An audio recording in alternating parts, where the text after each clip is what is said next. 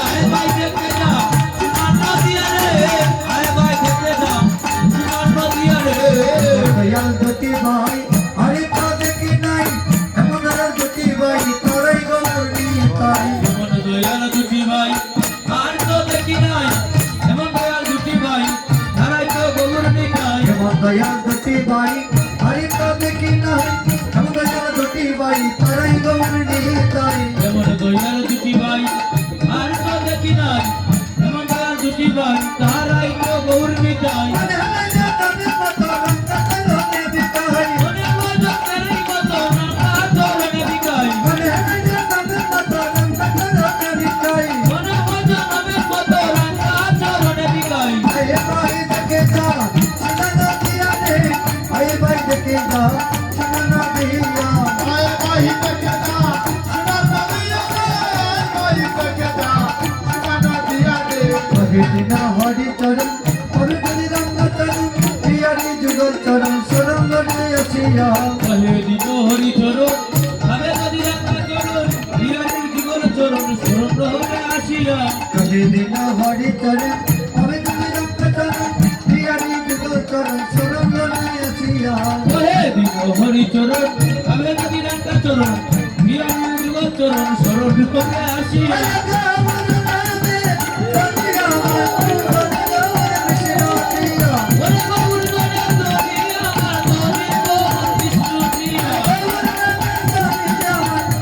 ওরে গৌর গণে দোহি আমার দোহি গৌর বিষ্ণু প্রিয়া গৌর গণে দোহি আমার দোহি গৌর বিষ্ণু প্রিয়া ওরে গৌর গণে দোহি আমার দোহি গৌর বিষ্ণু প্রিয়া আয় ভাই দেখে যা সোনার নদিয়া রে আয় ভাই দেখে যা সোনার নদিয়া রে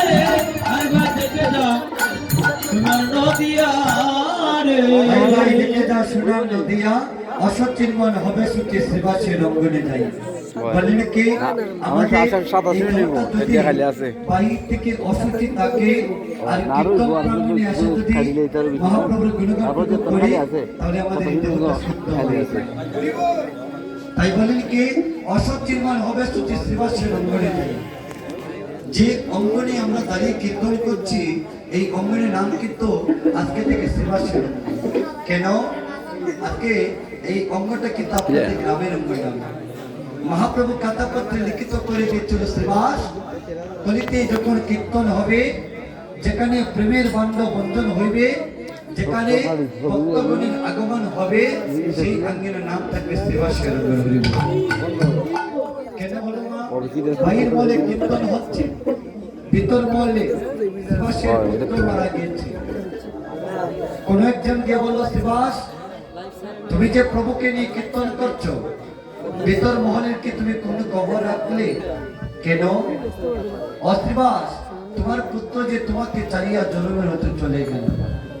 আর কোনোদিন তোমাকে বাবা বলে তোমার বুকে আসবে না আর কোনোদিন তোমাকে বলবে না বাবা তুমি আমাকে এই দাও তুমি আমাকে সেই দাও শিবাজ যখন সেই কথা শুনতে পাইল তখন নন্দল ছেড়ে বলছে রে পুত্র মারা গেছে তাতে আমার কোনো দুঃখ নাই যেন মহাপ্রভুর হরি নাম সংকীর্তন ভঙ্গ না হয় আমার স্ত্রীকে বলিও আমার পুত্রকে দেন একটা সাদা কাপড় দিয়া রাখে আর যেদিন প্রভুর কীর্তন ভঙ্গ হয়ে যাবে সেদিন আমার পুত্রকে সেই জন্য বিসর্জন দিয়ে দেব কি করলো ভগবান ভক্তকে পরীক্ষা করছে কীর্তন শেষ হয়ে গেল শ্রীবাসকে ডেকে বলছে শ্রীবাস আজ আমি সবাইকে দেখতে পাচ্ছি কিন্তু তোমার স্ত্রী মালিনী দেবী আর তোমার পুত্রকে কেন দেখতে পাচ্ছি শুধু ঘরে সহধর্মী হলে হবে না সহধর্মী কাজটুকু করতে হবে শ্রীবাসের ভাইয়েরা যখন শ্রীবাসকে আলাদা করে দিয়েছিল মালিনী দেবী এসে দেখতে পাইল যে শ্রীবাস প্রভু দুটি নয়নজল ছেড়ে কাঁদছে স্বামীকে বলছে প্রভু আপনি এমন আকুল প্রাণী কাঁদছেন কেন সেদিন শ্রীবাস শ্রী মালিনী দেবীকে বলেছিল মালিনী দেবী আমি যে প্রভুর কীর্তন করব বলে মনে বাসনা নিয়েছি এখন কেমন করে প্রভুর কীর্তন করব, আমার ভাইয়েরা যে আমাকে পৃথক করে দিল, আলাদা করে দিল। এখন আমি কেমন করে কীর্তন করব, কেমন করে হরিনাম সংকীর্তন আয়োজন করব? হরিনাম দিতে হলে তো টাকা পয়সা প্রয়োজন। এই টাকাগুলো আমি কোথায় পাইব? দেখুন মা সহধর্মিনী কাকে বলে। মালি দেবী বলছে, প্রভু এই জন্য আপনি কাঁদছেন। আমার মাতা পিতা যখন আপনার কাছে আমাকে বিবাহ দিয়েছিল, আমার মান কুলমান পিতা মাকে সবই কিছু আপনাদের চরণে আমি এই দেহটাকে নিবেদন করে দিলাম। আমার যা কিছু আছে, গহনা আছে, সোনার হার আছে, সবগুলো বিক্রি করিয়া আপনি আবার প্রভুর হরিনাম সংকীর্তন আয়োজন করবেন। আমার আছে জগতে স্ত্রী একজন প্লাস্টিক সংসারে যে স্ত্রী আছে, একজন স্ত্রীকে যদি আমরা বলি যে ওগো তোমার গলার হারটা আমাকে দাও, আমি এই হারটা বিক্রি করিয়া প্রভুর কীর্তন করব। স্ত্রী বলবে কি? বলবে তুমি আমাকে তাড়িয়ে চলে যাও, আমি গলার হারটা তোমাকে দিতে পারবো না। আচ্ছা বাবু, কিন্তু মালিক দেবী কি করেছিল? সেদিন বলেছিল, প্রভু আমার কাছে যা কিছু আছে সবগুলো বিক্রি করিয়া আমার প্রভুর হরিনাম সংকীর্তন আয়োজন করে হরি বল। স্বামীকে এমন ভালোবাসবে, এমন আকুল প্রাণী স্বামীকে ভজন করবে যেন স্বামীকে ভজন করিতে পাইলে আমার ভগবানকে সেবা করা যায়, ভগবানের চরণ ধুলি পাওয়া যায়। শাস্ত্র প্রমাণ আছে, স্বামী ব্রহ্মা, স্বামী বিষ্ণু, স্বামী মহেশ্বর, স্বামী যে পরম ব্রহ্ম তস্মৈ শ্রী গুরুবে নমঃ। স্বামীকে ভজন করিলে পরে এই জগতে ভগবানের চরণ ধুলি অতি সত্তরই পাওয়া যায়। কি করলো? শ্রীবাসকে ডেকে বলছে, শ্রীবাস তোমার যে পুত্র মারা গেল, তাহলে তুমি আমাকে কেন খুলে বলো না? শ্রীবাস প্রভু সেদিন দুটি নন্দ ছিঁড়ে বলছে, প্রভু হে দয়াময়, আমার পুত্র মারা গিয়েছে, আমার কোনো দুঃখ নাই, আমার একটাই বাসনা হে প্রভু, যেন তোমার হরিনাম সংকীর্তন যেন ভঙ্গ না হয়। আমি যেন সদা সর্বদা মুখে কৃষ্ণ নামটি লইতে পারি, আমি যেন সদা সর্বদা হা গৌর নিতাই বলে কাঁদিতে পারি। পুত্র মারা গেছে, তাতে আমার কোনো দুঃখ নাই, আমি যেন সদা সর্বদা তোমার নামটি আমি নিতে পারি। ভগবান বলে, আমার পুত্র মারা গেছে, আমাকে কোলে বলো নাই কেন? এই জন্য প্রভু তোমাকে কোলে বলি নাই। পুত্র মারা গেছে, তাতে কোনো দুঃখ রইল না। তোমার যদি হরিনাম সংকীর্তন ভঙ্গ হয়ে যেত, তোমার চরণ ধরে আমি আর পাইতাম না। প্রাণপাতি চলে যাবে, যেদিন চারজনে কাঁধে করিয়া সে তরুণের মতো শ্মশান ঘাটে নিয়ে যাবে, সেদিন যে আমার মুখে আগুন দেওয়ার জন্য জগতে কেউ রইল না।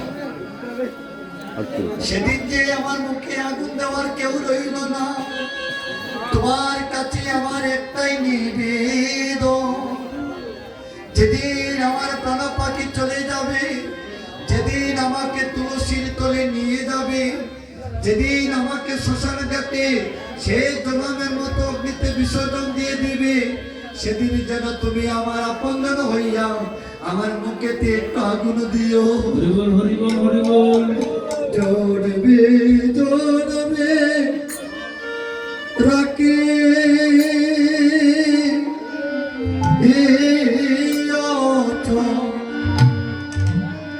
জনে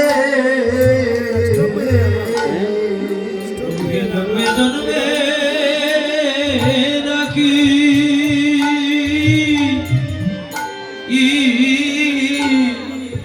ও চরণে। প্রভু গো হয় আমায় জন্মে জন্মে রাখি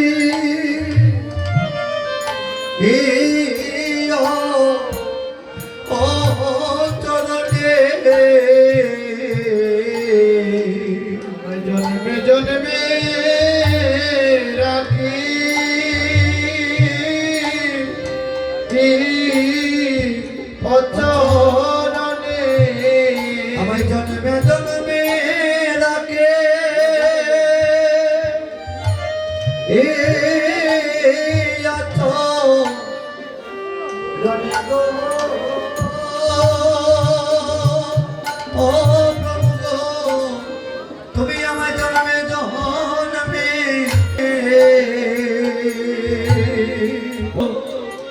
চরণে গো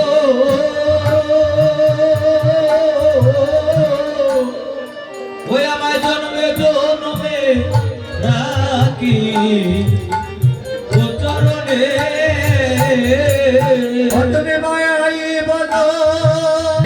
জগতে কেউ তো কারণ হায় হায় ভাই বলো আর তাই হরি বল হরি বল হরি বল ওরে বন্ধু বলো রে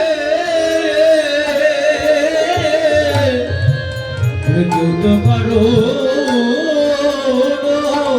ভগবানরে হরে দুদিনেরই ভালোবাসা শুধু পথের পরি জয় গো শুধু পথের পরি মনের দুদিনারি ভালোবাসা মহতের পরি জয় রে পথের পরিচয় সেদিন সঙ্গে তোমার কেউ না গো যাবে